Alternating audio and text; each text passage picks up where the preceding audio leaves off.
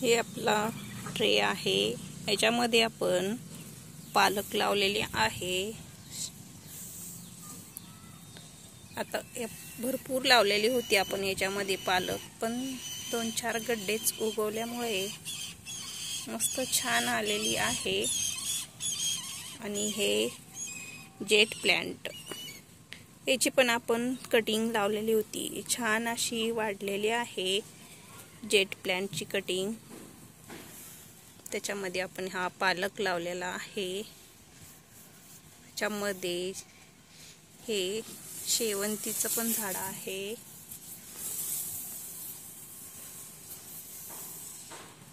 त्याच्यामध्ये असं कापसाचं झाड आहे, हे आपण आता तोडून काढलेलं आहे।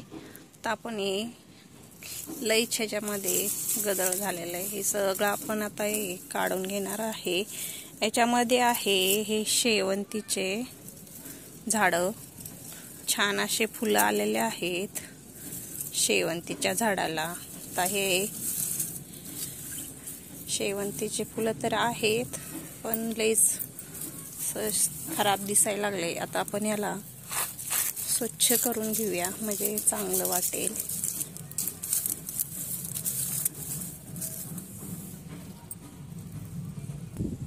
पण याच्यामधले घाण सगळी स्वच्छ केलेली आहे। हे कापसाचा बुडका किती मोठा निघालेला आहे। आता आपण याला वडून काढून घेऊया। याच्यामध्ये हे शेवंतीचा पण येल होता, हे शेवंतीचा येल पण निघला आहे।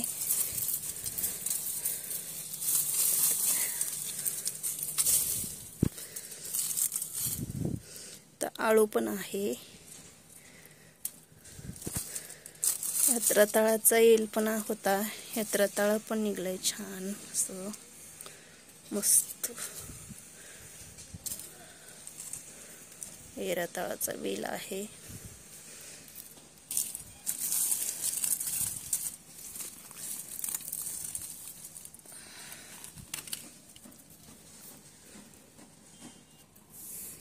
तो पण आहे रताळाचा वेल, हा मस्त छान आलेला आहे। हा रताळाचा वेल आहे।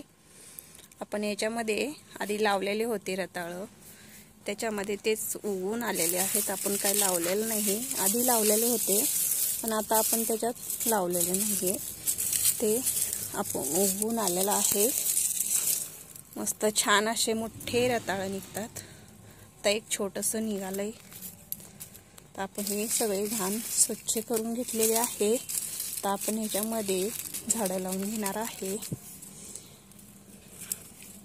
हे याच्यामधले निघलेली झाडं आहे, ते आळूचं हेच आपण त्याच्यामध्ये लावून घेणार आहे। हे गुलमेंदीचं आहे, हे सगळे झाडं आपण त्याच्यामध्ये लावून घेणार आहे। हे आपण आता असं बनवून घेतलेलं आहे। तर याच्यावरती आपण माती टाकून घेणार, मग आपण हे झाडं लावून ह्याच्यात घेणार। आपण छान असं तयार करून घेतलेलं आहे। हे ब्रह्मकमळ मध्ये हे गणेश वेल उगवलेला आहे, असं छान फुलं यायला लागलेत।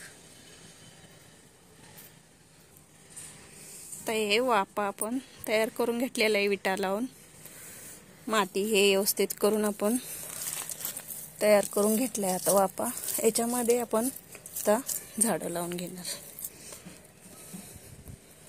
हे रताळाचे असे वेल निघालेत, मुळ्या।